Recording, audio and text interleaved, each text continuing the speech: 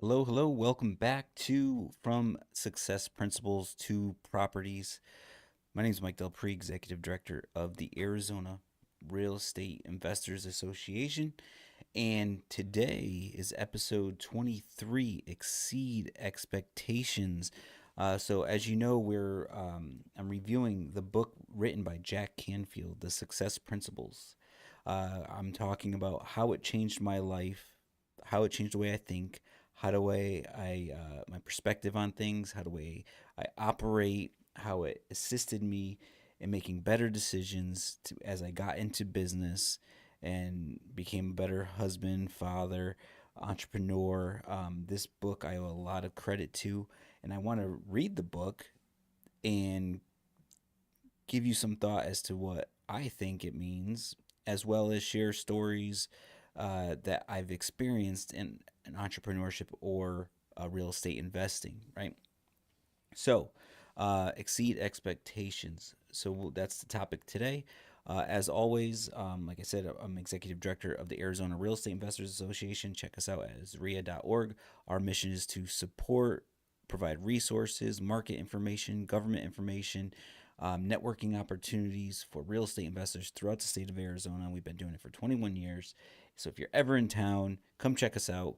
Go to AZREIA.org/calendar. And we always have something for you to participate in, learn, network, whatever it may be. So check us out. So, Jack Canfield, you can get the book anywhere, right? Online, Amazon. It's an older book, right? So some of the stories are going to be a little older. You can get it at a half price bookstore probably. Um, so I highly recommend reading it and going through it. So leave a comment, question as we're live. I'm not. Oh, I always mess up on tech stuff, so I'm logging in and seeing if we're running here. Let's see. So subscribe to AZREIA if you're interested in real estate investing information. Uh, Also, in the description, we do have a link of a library of ebooks. So, depending on what area of real estate investing you're interested in, we have a lot of free stuff for you to check out as well. All right, I think we're good. So, subscribe to AZREIA. Yeah, we're good. So, we always get sometimes a couple episodes I had some feedback, right? So, we're live, we're good. So, like I said, questions, comments, whatever, drop them in. I'll answer them live or I'll come back and answer them.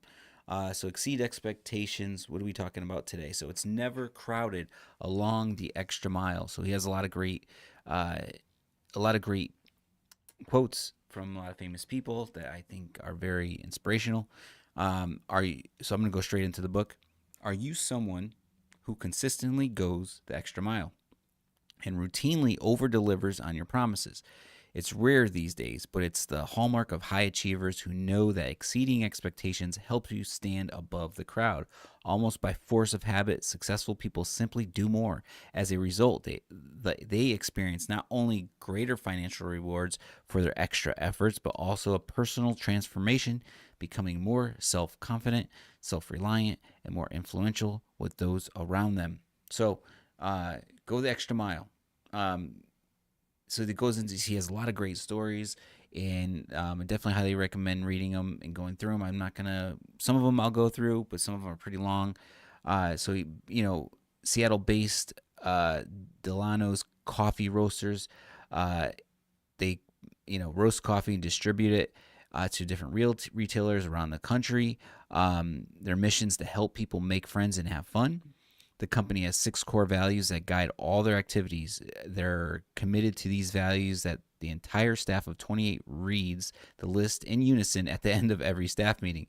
Number 2 on the list is provide an extra mile level of service, always giving customers more than they expect. This means they treat every one of their customers like they treat a best friend, someone you'd go the extra mile for. So then they go on to tell a story of basically how one of their retailers was opening up their new business, and the post office and FedEx and UPS, they're all having these type of strikes were going on, so their coffee wouldn't have made it in time for their opening. So since they are a customer, they went the extra mile and they rented a trailer and drove from Seattle to Long Beach multiple times and delivered over 800 pounds of coffee for for a new customer. Like, think about that, right?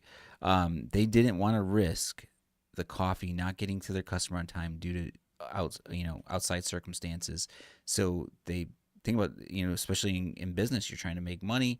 Think about the time, the labor, the effort to drive from Seattle to Long Beach, right? I'm sure it's a few days or whatever, day or two, whatever it may be. Got to rent a trailer, you got to hire someone to do that, whatever it is, it's extra cost, but they were committed to their customer. They went that extra mile. Pretty impressive.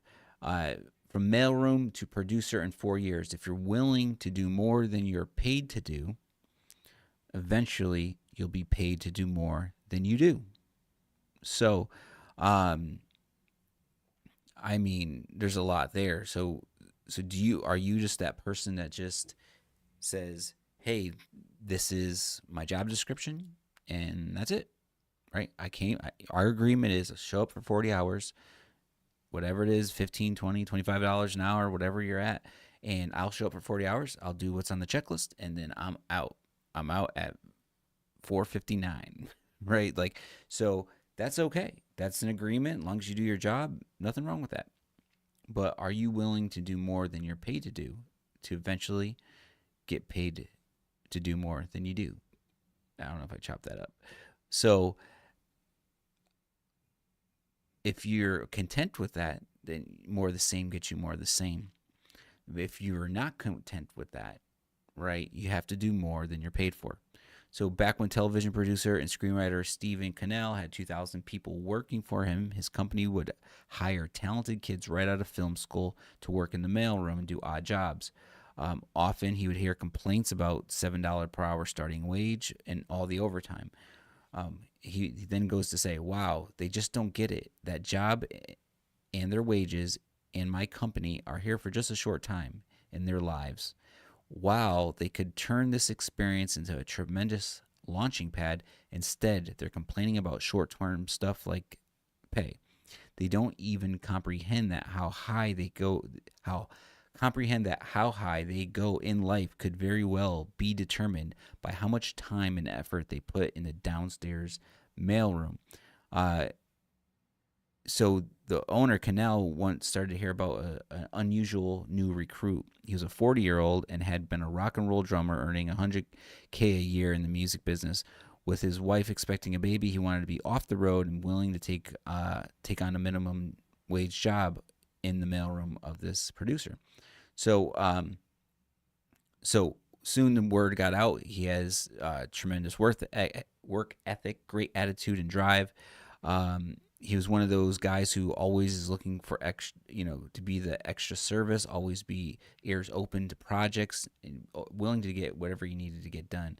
So he had the opportunity to, at one point, to be the driver of the limo, one of those odd jobs for the producer, the go-getter type guy, the drummer.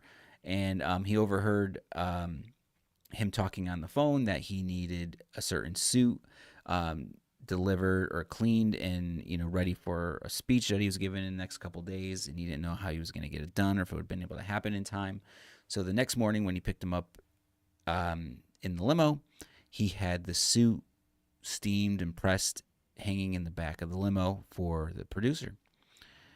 And the producer goes, "Hey, ask the driver, how'd this get in here?" He's like, "Oh, I asked your wife for it and I went and got it done for you." Right? Then he heard the secretary needed to get checks to the bank, right? He offered to take those checks to the bank for the secretary on his lunch hour. When the kids in the mailroom fumed about having to deliver scripts to actors' homes at midnight on a night that they maybe had a date, he would just tell everyone he would do it for them. Yet he never asked for extra compensation, and even took credit for the efforts he was doing. So it's just kind of like when you do these things, yes, and deep down inside, you're like, man, you want people to know, I did that. I've learned that over time, if you just continue to do that, it doesn't need to be said. People just see it. Not everyone acts like this person that we're reading about. It's rare. So when you're doing that stuff and you feel like you're not getting the credit or the payoff yet, stick in there. It comes in ways you might not even think about. right? It comes full circle. So don't worry about the tension, the ego right now. Just keep exceeding expectations. Um, keep things short on this. Eventually there's a famous TV show called 21 Jump Street. He basically, they said he didn't have the skills to be an associate producer, but he had the work ethic. So sometimes, even if you have the work ethic, it outshines some of the skills that you need to have.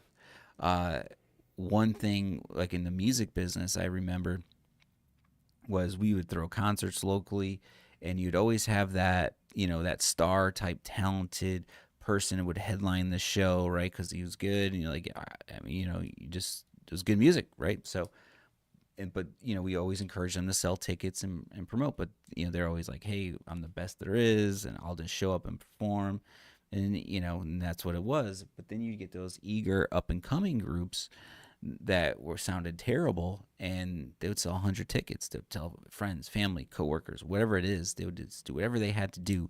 They'd fill the room of 100 people, and then when their 100 people would leave, they wouldn't stick around to hear the quality person. They would get upset. What I'm trying to say is, though, not all of them, but those groups that weren't that good, that sold the 100 tickets, they would get more opportunities than that person that was very good, because ultimately the concert promoters in town wanted to sell tickets. They wanted more people at the venue, and then you would see some of those not so well groups in the beginning get better, right? And take their craft seriously, and they work so hard, and they realized the opportunities they were getting, where they would just get better at music or take it more seriously or whatever they would do. I don't know. Um, but led just to more opportunities. So I think in the process of not knowing things and always sticking with it, and always trying to master your craft, as well as exceeding expectations in the little opportunities you do get, or exceeding so much so people appreciate you and they want to help you because you work so hard. Um, that's the difference that makes the difference. So ultimately, he became, making $500,000 a year. He became a producer on the show, and then he's obviously built he built experience, and he got into all these other shows, within 4 years, right? From the mailroom, going from $100,000 a year drummer to the $7 an hour mailroom, to exceeding expectations. He saw the opportunity. He saw probably saw the pattern. He's probably knew, if I can get in the doors of this production company and go all out, someone's going to recognize that effort. Brilliant move. Now he's making, in the book, years ago, making $500,000. He probably got royalties and all this stuff on all these shows now. So it goes to show it could go a long way. So why go the extra mile? So what's the payoff for you? When you give more than expected, you are more likely to receive promotions, raises, bonuses, and extra benefits. You won't need to worry about job security. You'll always be the first hired and the last fired. Your business will make more money and attract lifelong loyal customers. You'll also find that you'll feel more satisfied at the end of each day, but you have to start now for the rewards to begin appearing. You got to start now, right? So what are some things you can do, right? I remember, even when I worked full time, Verizon Wireless, um, I would go to the supervisor at the end of every week and be like, "How did I do?" They had their reviews monthly or whatever. I don't remember exactly, but I would just say, "Hey, one, I would do what I had to do, right? I always tried to do better. Always ask if they needed help, right? Is there extra trainings I could take or whatever it is, so I'm a better employee? And then I would also end every week by going to my supervisor and go, hey, how did I do this week? What did you think? What can I do better? Right? One, no one was asking that. I was doing it because I didn't want to get fired, right? So I would say, hey, if I can go up to this guy and say, how was my week? And he says, you are good. You're right. I was just trying to I still get fired, right? That's the thing about having a job. It's one source of income. It could be taken from you at any time. That's why I went into real estate. So, how did I do? Did I meet the goals? Did I meet expectations, give me feedback. So if I didn't, right, I'd take the feedback and I would go the next week and I would fix that feedback and I'll come back the following week. Hey, how did I do? Oh, whatever it is, right? Well, and I noticed they would start to see I would take their feedback and work on it throughout the week, whether I got a little bit better or they saw me attempting to be better in certain areas. They appreciated that. So, how many people, your coworkers, are one asking that and actually applying that? That was just building my job security, right? I was asked I was before I was also in the background. I was doing real estate investing, but which didn't talk about much, to everybody. But they were asking me to get prepared to take on management training, but I already found real estate, right? So, but that was because the way I was operating. So as the why go the extra mile, the paragraph before, because you get bonuses. So one little question got me in a position to go towards management in my first year, right? So it's like extra mile works. I even for myself, like just to get things done. I remember I used to put out bandit signs to get people to call me on my real estate business, and I would be working full time, family. I would put them out in the middle of the night. Then I made a little bit of money, so I started reinvesting in myself. And I hired someone to put them out. And I remember one day, this gentleman, he the guy that would put him out, his truck broke, and he said, "Hey man, I can't do it." I'm like, "Well, we're still doing it. I'm picking you up. I'll drive you, and you hop out and put him out." And I still paid him his full amount. We got it done. I had to, even as an entrepreneur, you have to exceed expectations for yourself, because if that marketing didn't go out, I got no calls, which I potentially got no deals, and which means I don't get paid and I can't quit my job. So even within myself as an entrepreneur, you have to exceed expectations. And I remember one time he came up to me and he was like, "Wow, you blew my mind." He's like, "And no one's all the people I've worked for, sometimes things happen." And he's like, "The fact that you did that and drove me up," he's like, that was impressive. That he's impressed upon him, a good skill or character skill. So other people see that too, and it rubs off on them. So and it panned out, right? And great guy, had a great relationship. He's always helped me out. He was there when I needed him. So he still got paid, and he didn't have a car. That would have been one paycheck less that he didn't have. And he was trying to come up too. So it goes a long way. Let's see. The Four Seasons always go the extra mile. The same name, Four Seasons, with knock your socks off service. The hotel chain always goes the extra mile. If you ask for directions from hotel staffers, they tell you, they walk you there. They always treat everybody like royalty. Dan Sullivan tells me the story about a man who was taking his daughter to San Francisco for the weekend, but realized that he didn't know how to braid her hair for a special way her mother did it. When he called the Four Seasons to see if the staff person could help him out, he was told that there was a woman on staff who already signed that job. It was something that the management had anticipated that guests would someday need. Now they're going the extra mile. A hotel chain, right? Doing people's hair, right? That's amazing. Nordstrom goes the extra mile. Nordstrom is another chain of stores that's known for their extra mile. Nordstrom staff has always provided extraordinary service. Salespeople have been known to drop off merchandise to a customer on their way home from work. They also have a policy where you can return anything, which I've taken advantage of. Does the policy get abused? Sure, it does. But as a result of this policy, Nordstrom has extraordinary reputation for quality customer service. Success leaves clues, right? Like, they're known for dropping off clothes at customers' houses for them. They're known for saying, "Hey, you could return anything you want. You could wear it for a year and return it." And look, they're the anchor store at all the malls, right? Are the best malls. They're known to be high end. They're known to have the best of everything. Why not take that same concept and do it in your own business? How can you do this in real estate investing, right? So, or my wife is a real estate agent. Like, she works for, buys and sells houses, right, for traditional people that want to buy homes, also works with investors because she's an investor. So one thing that happens is investors are all about the money. They're all about the dollar. So it's not emotional. So they're easily like, agents usually get 3%. They're like, oh, I'll do it for 1. So she'll do that for the fix and flippers because a good fix and flipper does a lot of houses. So she'll, from finding an off market property for them, running the numbers, comping the properties, bringing potential resources, whether it's contractors or whatever it is.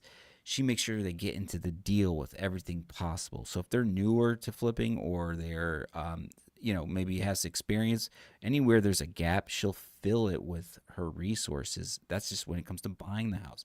Then it's like, okay, let's analyze the deal. What's it going to look like when we sell it? She'll give advice on what to do in the inside, right?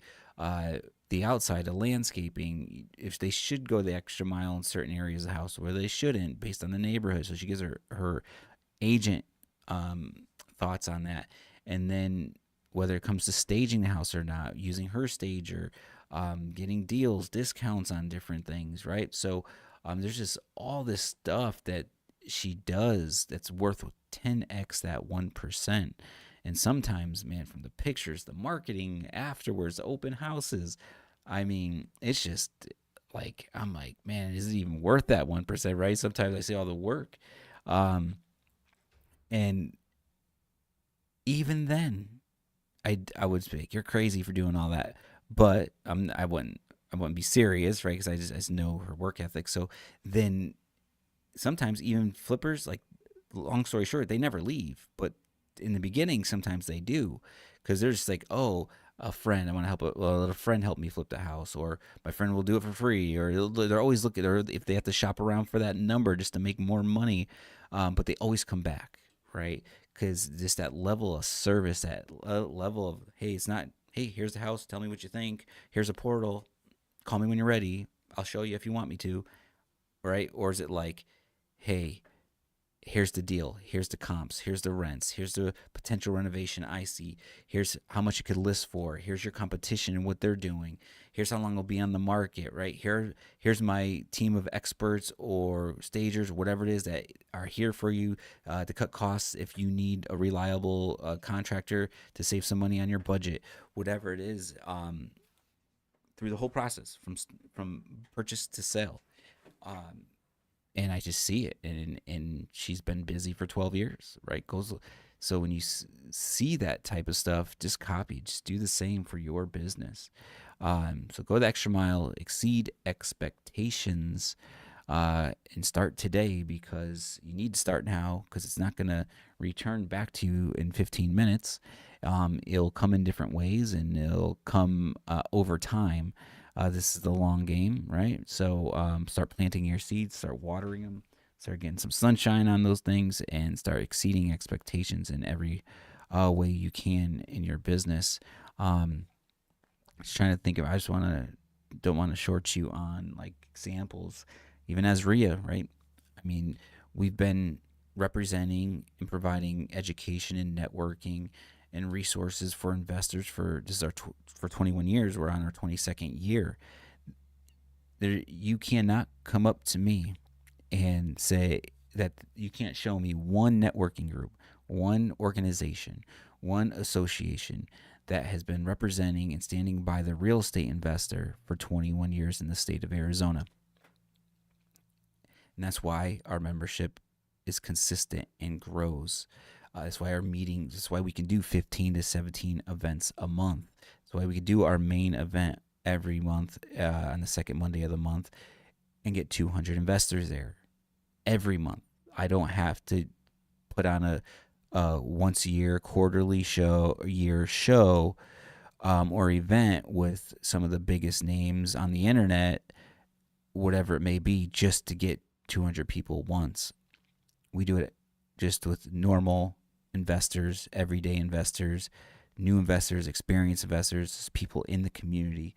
And that just came from over delivering $125 a year. What's that? $8, not even $9 a month. break down to, and you can get 2% cash back from Home Depot.